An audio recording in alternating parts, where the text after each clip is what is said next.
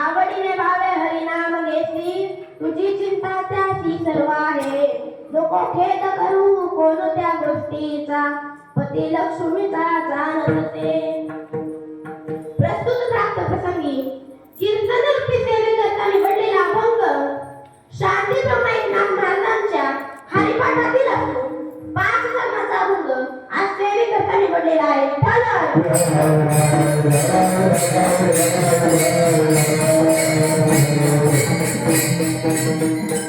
कीर्तन रूपी सेवेला सुरुवात करण्यापूर्वी अल्पाचा परिहार द्यायचा तो असा की आज आपल्या सासवड्या पुण्यनगरीमध्ये या सासवड्या पुण्यनगरीमध्ये कपालकाका मंदिरामध्ये चालू असलेला अखंड हरिनाम सप्ताह वर्ष 19 आणि 19व्या वर्षाची 5वी सेवा मला सारख्या पाकळकडे आली.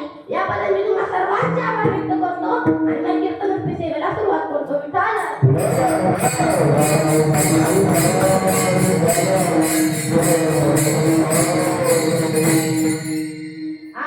भावे हरिनाम घेती तुझी चिंता त्याची सर्व आहे. प्रस्तुत अभंगाच्या माध्यमातून शांतीराम एकनाथ महाराज आपल्याला उपदेश करतात की आपण या प्रपंचासाठी अनेक प्रयास करतो, परंतु प्रपंच हा सुखी प्रपंच होत नाही. तर आपल्याला जो प्रपंच सुखी करायचा असेल ना, तर आपल्याला त्या भगवान परमात्म्याचं नामस्मरण आपल्या मुखामध्ये आवडीने घेतलं पाहिजे. आणि एकदा का त्या भगवान परमात्म्याचं नामस्मरण आपण आपल्या मुखामध्ये घेतलं ना, तर तो जगाचा चालक मालक पंढरीश पांडुरंग परमात्मा आपली सर्व चिंता तो चालक मालक करत असतो. आणि एकदा त्याने चिंता करायला सुरुवात केली की मग आपल्याला कसल्याही प्रकारचं दुःख बाळगायची गरज नाही. कारण तो लक्ष्मीचा पती आहे ना भगवान परमात्मा, तर सर्व ठाऊक असतं. अहो, या पृथ्वी तलावरची 184 योनी आहे आणि त्या सर्व योनीचा सांभाळ माझा जगाचा चालक मालक भगवान परमात्मा करतोय. आणि तू मला वारा सोडेल का? मग नाथ महाराज हे सांगतात आणि नाथ महाराज अभंगाच्या शेवटच्या चरणामध्ये सांगतात की आपल्याला नाथ महाराज सांगतात की तो भगवान परमात्म्याचं आपण नामस्मरण केलं ना, तर आपला प्रारब्ध आहे ना, प्रारब्ध ते आपलं नष्ट होत जातं. आणि हे नाथ महाराज अभंगाच्या पहिल्या चरणामध्ये आपल्याला विचार करायला सांगतात. हा झाला अभंगाचा सरळ सरळ भावार्थ. भावार्थ असा आहे का नाही हे मला माहित नाही, परंतु माझ्या भगवान पंडित पांडुरंग परमात्म्यांनी जशी मला बुद्धी दिली त्याप्रमाणे मी तुमच्या समोर भावार्थ मांडला. माझे गुरुवारी यांनी जशी मला शिकवण दिली तसं मी तुमच्या समोर भावार्थ मांडला. सारुकी मंजूळ बोलत असे वाणी शिकविता जरी वेगळाची विठाला.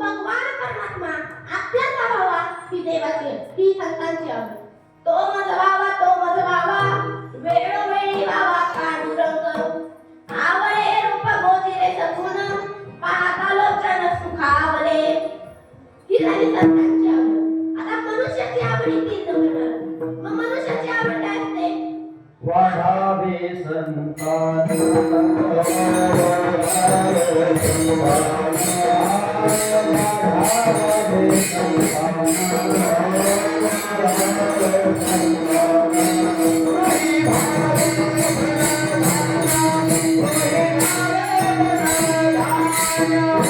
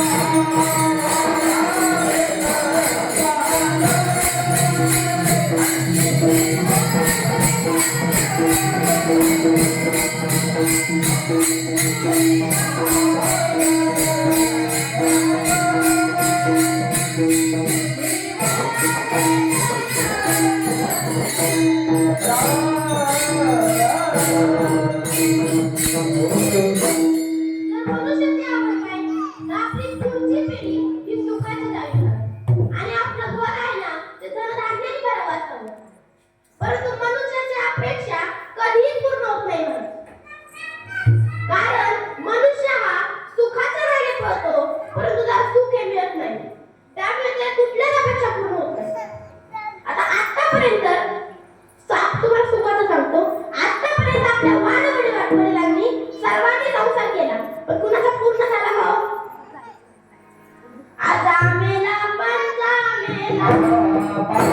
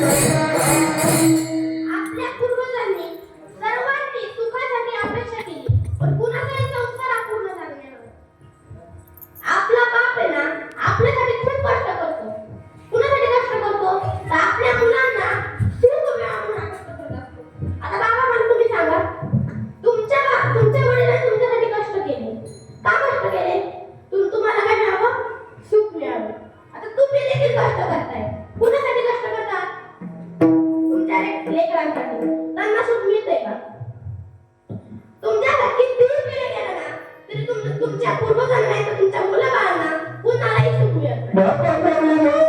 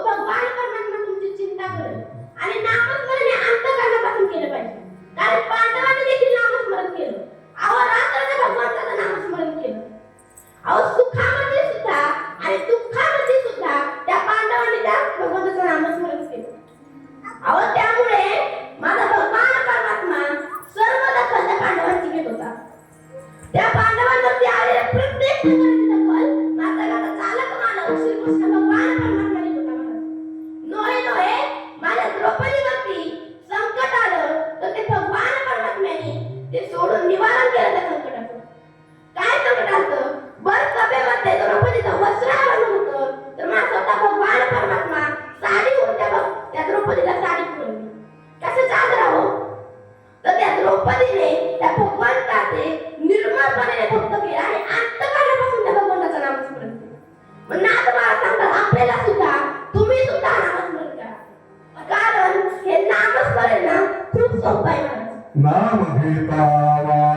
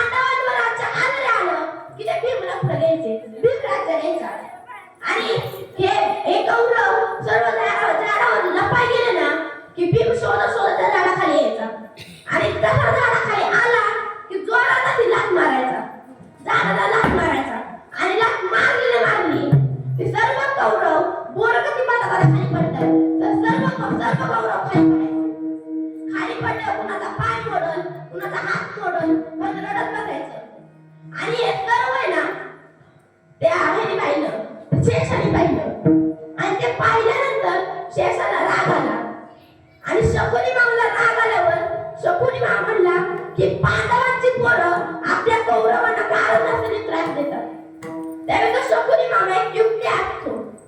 त्या कौरवांना म्हणतो की तुम्हाला भीमाचा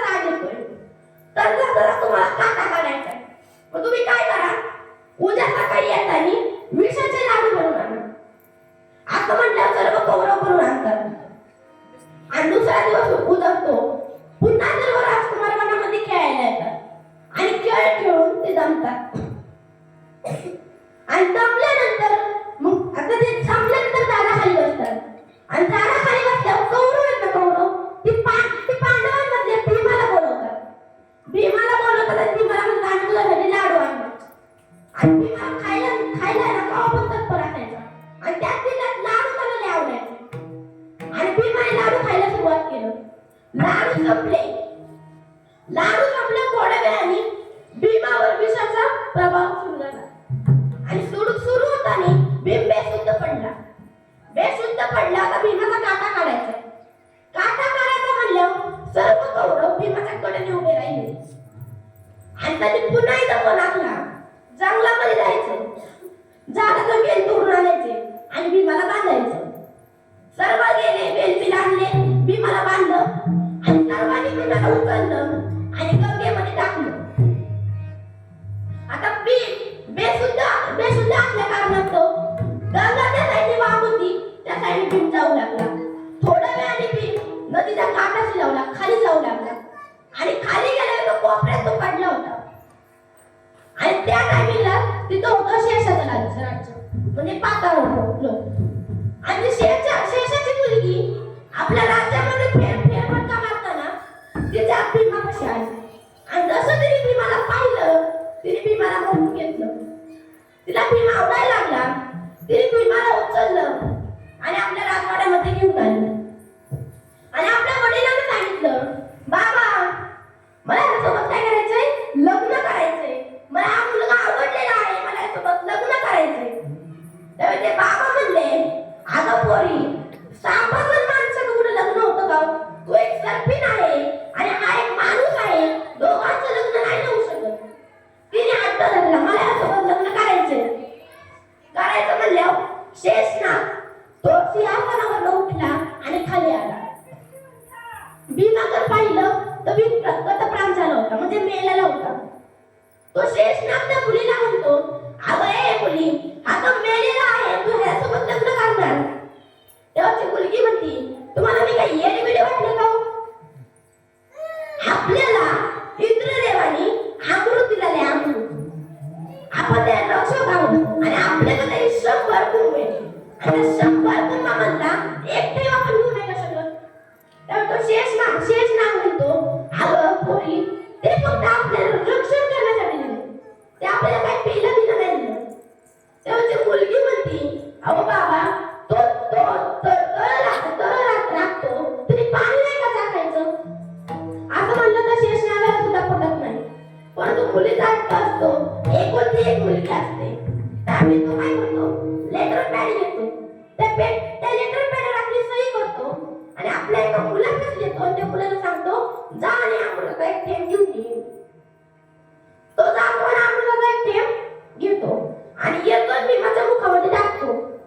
भीमाच्या मुखामध्ये टाकल्यावर भीमा उठून बसतो. भीमाला आनंद होतो, मी जगलेलो आहे म्हणून. परंतु ती मुलगी घडलेला सर्व प्रसंग त्या भीमाला सांगते आणि भीमाला म्हणते, मला तुझ्यासोबत काय करायचंय, लग्न करायचंय. भीमाला काय कळत नाही. भीम म्हणतो, अगं हे सर्पिन, तू एक सर्पिन आहे, मी माणूस आहे आणि मी तुझ्यासोबत कसं लग्न करू? तेव्हा ती मुलगी म्हणते, तुला माझ्यासोबत लग्न करावं लागणार. तेव्हा भीम म्हणतो की मी माझ्या आईची परवानगी घेतल्याशिवाय लग्न करणार नाही. मग त्या शेषनागाची मुलगी असती, ती नाराज होती आणि आपला प्राण देण्यासाठी जाते आणि ती जात असती, त्या भीमाला काही बरं वाटत नाही. मग भीम सुद्धा लग्नाला होकार देऊन टाकतो. दोघांचं लग्न होतं, मुलं बाळ होतात आणि मग भीम म्हणतो, मला जावं लागेल, माझे भाऊ माझी वाट बघत असतील. आणि तो पाण्यातून वर येतो आणि नदी काढी जातो. त्याला कळतच नाही आपण कुठं आलेलो आहे आणि काय करत आहे.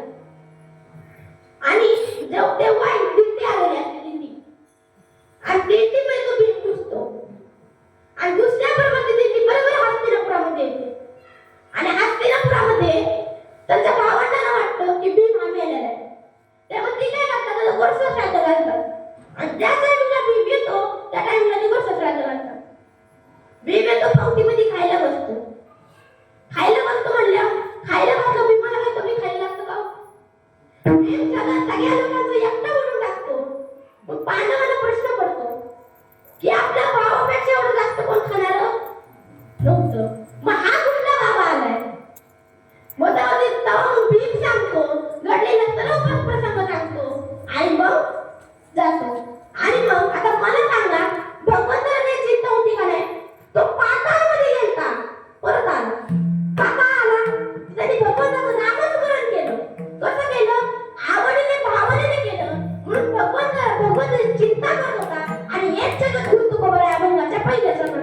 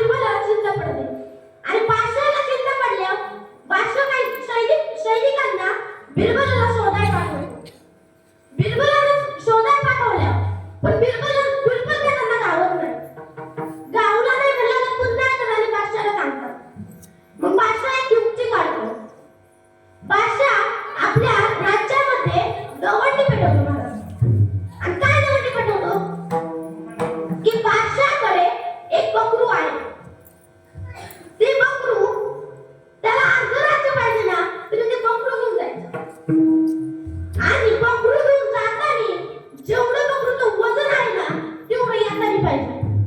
आणल्यावर आम्ही परत वजन करणार, वजन तेवढंच पाहिजे. आणि खायला कुठं पण नाही द्यायचं, आमच्या राजवाड्यामध्ये आणायचं आणि मी जे पुरा खायला देईल ते तरी खायचं. असं म्हटलं सर्व राज्याला चिंता पडते. त्यात बकरू आता काय खातात, खुराक खाते. खुराक खायला बकरूची ताकद वाढणार आहे. वासने आपलं काढलंय काय, सर्वांना चिंता पडते आणि पाठशाला पण चिंता पडते. कोण यायला म्हणलं महाराजाला सांभाळ कोण करणार. आणि त्यामुळे ज्या घरी बिरबल लपून बसला होता का त्या घरातल्या एका म्हाताऱ्याला बिरबल म्हणतो, अर्ध राज्य कमवायची संधी चांगली. त्यावेळी तो म्हातारा म्हणतो, बघ तू इथं राहतोय ना, लो प्राण्याचं चालतोय, ते बकरू काय मला घ्यायचं नाही, तू मला मरण आणून देऊ नको. कारण ते बादशाह म्हणला होता, जर याचं वजन वाढलं तर ज्याने बकरू दिलंय त्याला फाशीची शिक्षा होणार. असं म्हटलं बिरबल म्हणतो, तुम्ही मला ऐका तर खरं, तुम्ही बकरू आणा तर खरं. तो म्हणतो, मी काय फाशीला जाणार नाही. मग बिरबल म्हणतो, जर आपलं राज्य भेटलं तर तुम्ही घ्या आणि जर फाशीची शिक्षा झाली तर मी घेतो. असं म्हटलं तर म्हातारा जातो, बकरू घेतो, विडा उचलतो, बकरू घेतो आणि घरी आणतो. आणि जवळ इकडे बिरबल आणि शिकायला नाही वाघ बकरू आणायला लागतो. आणि त्या म्हाताऱ्याच्या घरी आणतो आणि त्या जाळीमध्ये बांधतो. जाळीमध्ये बांधलं दुसरा उजळतो. ते बकरू घेऊन राजवाड्यामध्ये जातात, खुराक खायला घालतात आणि परत घेऊन येतात. आणि ज्या जाळीला राग बांधला होता का त्या जाळीला घेऊन बांधतात. आणि जसं घेऊन बांधलं, वाघाने गुडगुड करायला सुरुवात केली, जसं बकरू टन उडायला लागलं. आता मला सांगा, बकरूने किती खुराक खाल्लं तुझं वजन वाढवलं? थोडं उडतो भागाला बघितलं तुला किती वजन वाढलं? बघता 6 महिने निघून गेले. आता दिवस उजळला. बकरू घेतलं आणि राजवाड्यामध्ये आले. वजन केलं. वजन नेताने जेवढं वजन होतं ना तेवढं आणल्यावरून तेवढंच वजन झालं. सर्व लोक त्याला आश्चर्याने पाहू लागले.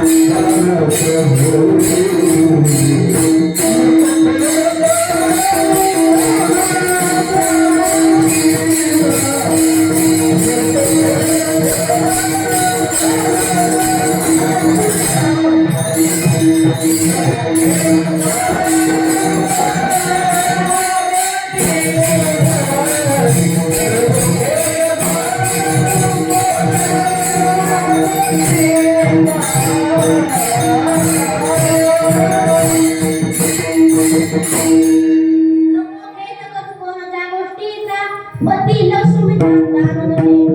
एकदा मला काय सांगतात, तू खेळ करू नको, म्हणजे तू चिंता करू नको, कारण तू जगाला चालत मार्गे ना तू सर्व काही बघतो.